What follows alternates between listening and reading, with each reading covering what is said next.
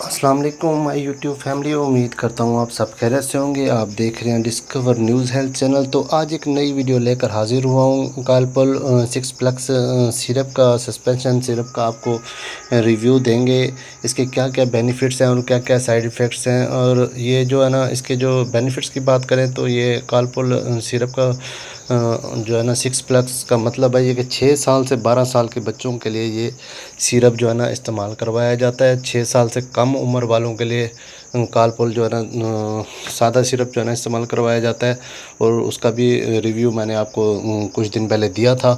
یہ کالپول 6 پلس جو سیرپ ہے سسپینشن، یہ 6 سال سے 12 سال کے بچوں کے لیے جو ہے نا استعمال کروایا جاتا ہے۔ اگر آپ کے بچوں کے مسلز میں پین ہے، جسم میں پین ہے، اور کسی جگہ پہ بھی پین ہے، پین کی وجہ سے بچہ بہت جو ہے نا روتا ہے، تکلیف ہوتی ہے، تو اس کے لیے جو ہے نا یہ آپ استعمال کروا سکتے ہیں۔ ایک چمچ جو ہے نا بچے کو، اور 90 ملی گرام میں جو ہے نا یہ سیرپ دستیاب ہوتا ہے۔